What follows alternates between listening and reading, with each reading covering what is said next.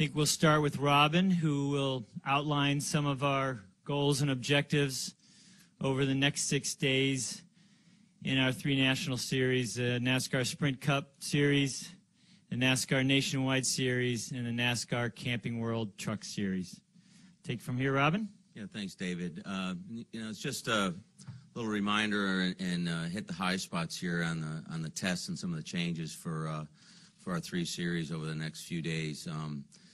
As far as the Cup Series goes, we've increased the rear spoiler a ½ inch across the back for here in Talladega.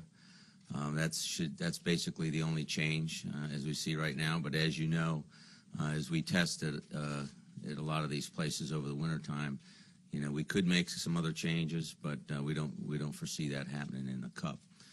Nationwide cars, when they hit the track Saturday, they will have the new cooling system, which will be the same system that we have been utilizing in the Cup Series over the past few years. It served us well. We have cut the spoiler on the Nationwide cars and dropped the ears down on the side of the spoilers, so it'll be straight across the back. There's a small spring change in the back. It'll be a little bit softer, try to get some handling back in the cars. And as we move on to the Truck Series for Monday and Tuesday, the Truck Series will also use the cooling system that is the same as in the Nationwide and the Cup Series for 2014. Both series will have a recommended spec radiator that they can use if they'd like to moving forward, as we get into trying to help the teams manage some of their costs moving on. So that's basically it from the mechanical standpoint. And as everybody, hopefully everybody knows, we've got a new truck this year. And the teams have been working hard on building new trucks. Manufacturers have done, they've gone to bat again, and they've really knocked it out of the park with their Camping World Truck Series trucks this year, and we're looking forward to that. Those trucks will be utilized above 1.25 miles, and we will allow the teams to use a mix of the 2013 and older trucks with the new trucks on the 1.25 miles and under to help them with their vehicle inventory. So that's where we stand on the competition department right now. Thank you, Robin. And before we kick off with Mike, just wanted to highlight here with Robin today are Chad Little, Wayne Otten, and Richard Buck here standing next to Christy. But turn it back over to our president, Mike Helton. Thanks, Dave. Happy New Year, everyone. It's fun to get the new season started, and I think that's one of the things that makes Daytona so special. And the IMSA guys were down here a few days ago, and a lot of energy around that. And hopefully Mother Nature gives us an opportunity to pick up where they left off and get the NASCAR side of things going. One thing we did want to announce today, and throughout the month of January, we'll have several moments to where we can talk about competition topics, particularly as they apply. If you'll recall the conversations we had through 13 about the recreation and the new generation of competition that NASCAR was building on through 13, through the conversation, and what was on paper is now a reality. And a lot of those elements, began in 14, so there'll be a lot for us to talk about throughout the month of January. But the one thing that we wanted to go ahead and put out today for the timing of it is to announce that Richard Buck will be our Cup Series Managing Director, our Sprint Cup Series Managing Director beginning this season. Richard, as some of you know, and you'll get brought up to speed fairly quickly, his background is very broad in motorsports, from winning Indy 500s on pit road as crew chief there, to the last several years with us managing and building our touring and weekly program. And for the last several months, because of his broad motorsports background, we brought him in on the Grand Am side to help prepare for the merger between Grand Am and ALMS, and that convergence of those two cultures to kick off IMSA in 2014, which he's, along with the ALMS group, have got so much accomplished so far that we saw evidence of around the test down here recently, the Roar. Richard will maintain his role at IMSA through the 24-hour race, and then we'll immediately get with John Darby and be under John's wing to get him up and running as our new Sprint Cup Series managing director. John will stay with us and keep his managing director of competition title.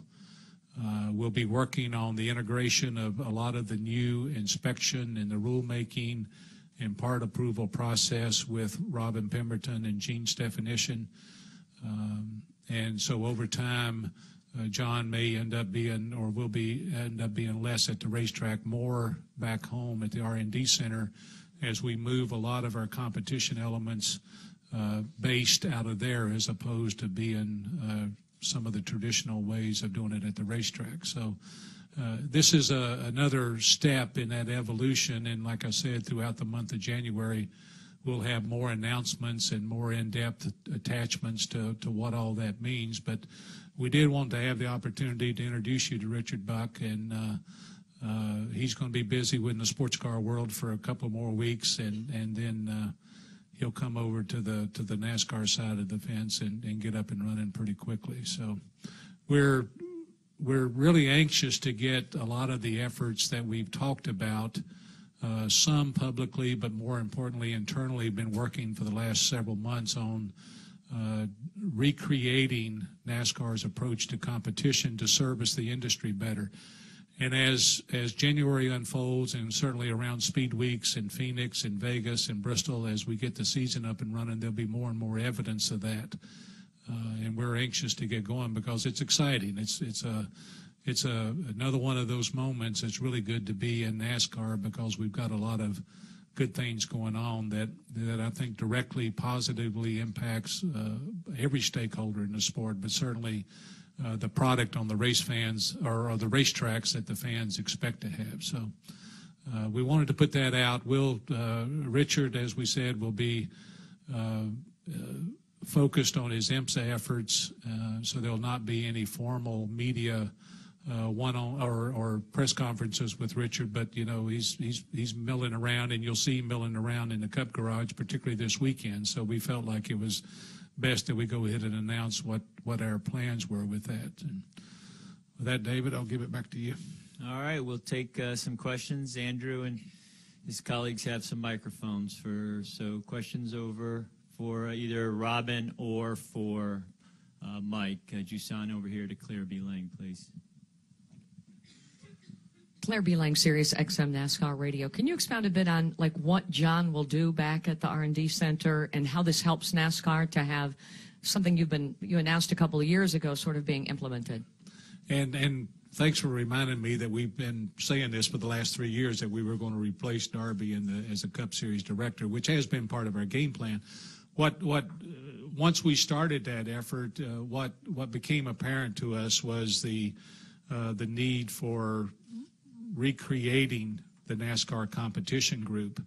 And so we didn't look as hard as we probably should have for a long time, knowing that there was a lot of internal work that was going to come that would complement the steps that we'll talk about more throughout the month of January, including this one.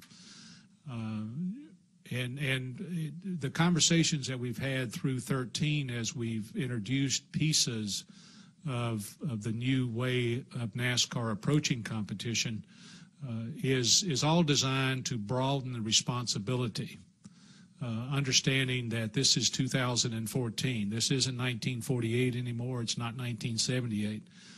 This is 2014, and the ability to use innovation and technology, where in the past we may have tempered that. For the last several years, Brian France has led NASCAR in a direction that embraces that, not only embraces it, but uses it to advance the sport itself, the product on the racetrack, but more importantly, the structure inside NASCAR that is responsible to the entire industry to grow and to build the industry. So as all of this comes together and all these pieces start getting more apparent and getting more plugged in, it'll become more clearly between now and Speed Weeks. And along the way, this takes the shuffling of personnel. We introduced Gene's definition to everyone back in the summer. We've talked about the responsibility that Robin Pemberton and Gene's definition and Steve O'Donnell will have on the competition side of NASCAR. The series managing directors and John will answer to Robin and to this panel, so to speak. And John, short term, as I mentioned earlier, will be responsible to lead the convergence of what we may have traditionally done at the racetrack into the new model, as well as help and work with Gene's definition back at the R&D Center on the new approach of rulemaking, parts approval, and using the R&D Center more to complement the inspection and the officiating of the hardware side of our sport, so that we get to the racetrack, and basically what we do at the racetrack is simply run our sporting event. Some of you that have been around a while, 20 years ago, 85% of what we did around rules and different things would be done in the hall or at the racetrack. You know, Bill France would come in and we'd sit there, and owners and crew chiefs would come in, whether it was Gary Nelson or John Darby, and talk about where we were headed. And that worked then. What we've seen over the past few years, though, is that there need to be a better process. For the industry deserved a better process. The teams, the OEMs, the stakeholders deserved a better process. And then that better process is going to create and give us the ability to make a better product on the racetrack that the fans expect to see. So John will still be a big part of all of that. Richard will be more visible and be the face of the Sprint Cup Series sporting part of NASCAR, as Wayne will be in the Nationwide Series, and Chad will continue to be in the Camping World Truck Series. And John will be off helping Robin on some of the things that happens at the racetrack, but more importantly, helping Gene's definition take NASCAR using technology and innovation and the engineering group at the R&D Center to plan for the future of our racing product. Question up here from Reed. Anyone else after that? Okay. Reed Spencer with NASCAR Wire Service. Robin, the extra spoiler that the guys are getting at Daytona this year, presumably that'll help make the cars more stable in the draft. Is that going to be enough to maybe tempt some people to try to return to the two-car pushes, or are the grill rules still going to preclude that probably? No, I think the cooling system will, that'll curb some of that. But we do believe that a little bit bigger spoiler, a little bit bigger wake. The guys have asked that there's not enough suck up into the draft, and this should help some of that. I mean, Talladega kind of got a little spread out.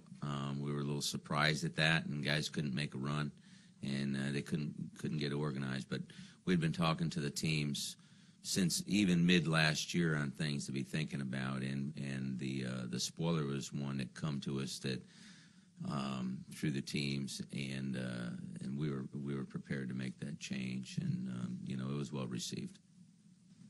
Jim Utter. Jim Utter, Charlotte Observer. Robin, this is more of a kind of a scheduling update. If weather cuts into a lot of practice time today and tomorrow, does the schedule get altered at all?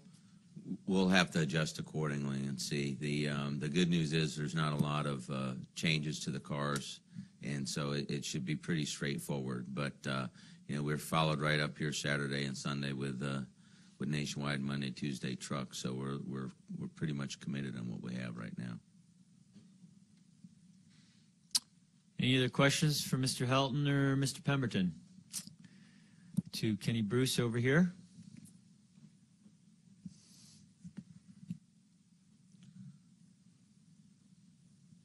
Kenny Bruce with NASCAR.com. Robin, the addition on the spoiler, do you know speed-wise what that's going to do to the cars?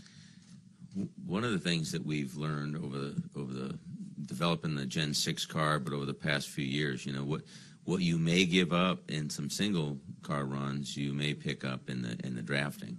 So it makes the drafting just a little bit better. So, and when you look at it's a small change, the spoiler is still one of the narrowest ones we've had in quite some time. So I think it'll be it'll all but be unnoticed when it comes to qualifying day. Okay, we'll go to Mike and then to Hey Willie. Mike Hembry, Athlon Sports. Mike, Brian talked some this week about possible or maybe probable format, points changes, so forth. Can you talk some about what might be on the table there, and are you looking at some of that for 14, or are we all looking at 15 for that? Well, that's why I said earlier January is going to be full of announcements, so we'll wait. But we are looking at different models and a lot of things that's been on the table for some time and we've not implemented, or we've implemented part of them, but stay tuned.